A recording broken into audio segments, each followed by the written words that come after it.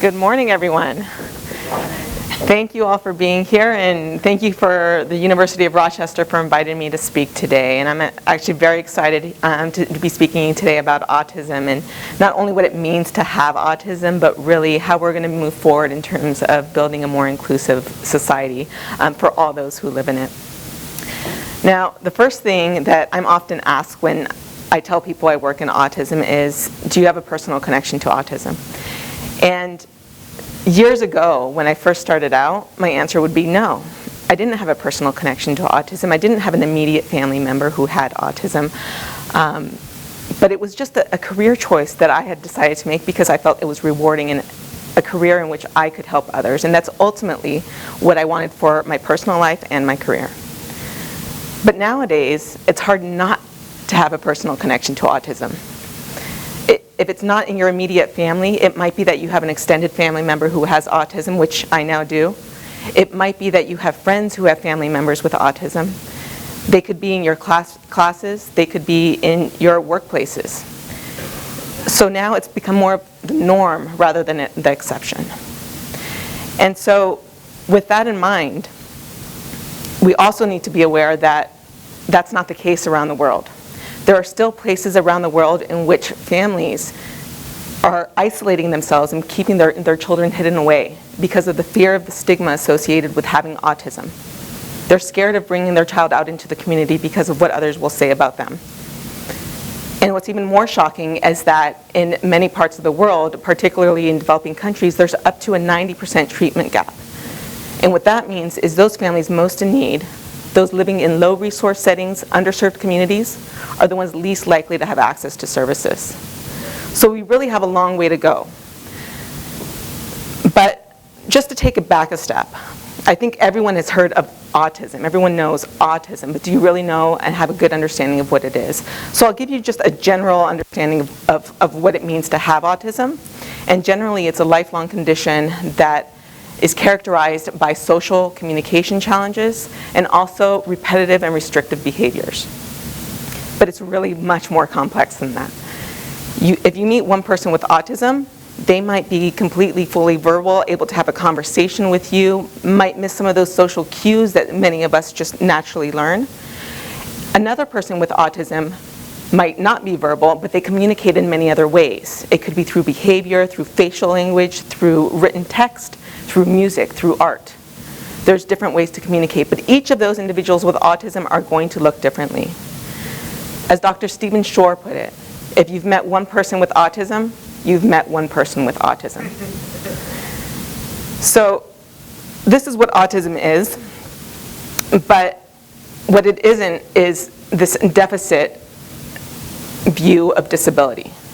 And what I want you to take away from here today is really thinking about autism in more of a strengths-based, ability-based model. People aren't defined by their disabilities. They aren't defined by their challenges. Each person has strengths and abilities just like the rest of us. And that's what I want you to go home with here today. Now, how better to explain this than to actually hear from someone who has autism?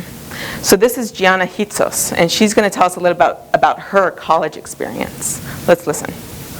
Understanding and acceptance means not underestimating people with autism and giving them an opportunity to show their strengths so that they can find their path to inclusion. My path to inclusion was music. Because someone saw my strengths, understood how I think, accepted me for who I was, and gave me an opportunity, I'm now a vocal music major in college, and I'm changing perceptions of autism one song at a time.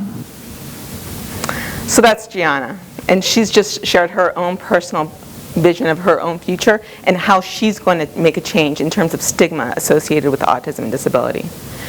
Another example that I like to give is the Center of Anne Sullivan in Peru. And this example is more in terms of the employment and workplace setting. And this program itself was developed by Dr. Liliana Mayo back in 1979. And she started it actually out of her father's garage when she realized that there were just not enough supports and services available to the families in her community who needed them. It's now grown into an internationally well-known program in which they provide early intervention, education, and vocational training. And what's key about the program is that they actually use a lifespan approach. So when their students start in the program, they're immediately looking for those strengths and abilities. What is it that the child does well? And how are we going to build on this so that when they graduate from our program, they're able to be out in the workforce and live independent, productive, and happy lives. And so that's really the goal of this program.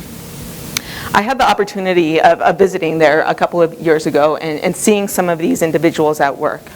And the process that they use to get them out into the workforce is through a supported employment process, in which a job coach goes out with these new employees and helps them kind of learn those rules of engagement, those expectations that they need to know in order to be successful in their places of employment.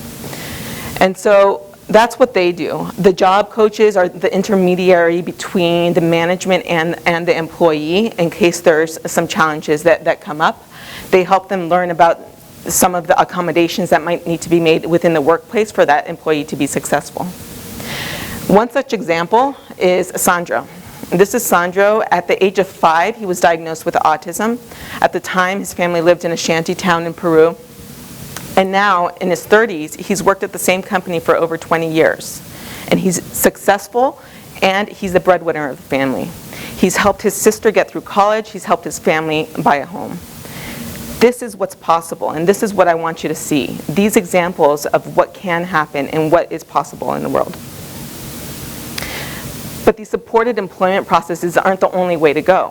What we really need to start thinking about is how to build diversity and inclusion into the organizational strategy in our workplaces, into the company cultures. What does that mean? That means already coming in with a framework of thinking about accommodations for people with different abilities in your workplaces.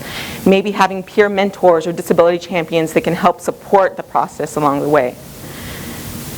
But what this also means is that we're going to be building organizations in which people don't think the same way, they don't problem solve the same way. You're building an organization that has a diverse group of employees who think differently, problem solve differently, are more creative and innovative. I mean, because ultimately that's what you want. If you have one company or the other, which one do you think has more value? The one where you have a diverse workforce. And that's what we want to work towards. And that's what we want to think about when we think about people, not with disabilities, but just people in general with different abilities and how those abilities and strengths can be implemented in the workforce. So now I know most of you in the audience here are university students, so kind of bringing it back to you. What does this mean for you? When you walk out of this room, how are you going to take this information and kind of influence and respond to others in your communities? So what I want you to think about is the fact that you, the person, the student, the peer, are the influencer. How you respond to others is going to be something that influences those around you, those in your environment, those in your social network. So you really need to take that away from this, is that there's so many possibilities for individuals with different abilities in your communities. And so if you're viewing them through their deficit, through their challenge, through their disability, you're not going to get to that place of seeing their strengths, their abilities, and how they can help support you in your future careers and in your workplaces. So really it's about changing the narrative of what it means to have a disability. I'm here to talk about autism, but this is the same for any type of disability that you come across. It's changing the narrative from a deficit model to a strength-based model. And you're going to be that social change that makes that happen from the moment you walk out this room. So I wanted to leave you with just this quote from Mahatma Gandhi that really encompasses this thought. If we could change ourselves, the tendencies in the world would also change. As a man changes his own nature, so does the attitude of the world change towards him. We need not wait to see what others will do. Be that change. Thank you.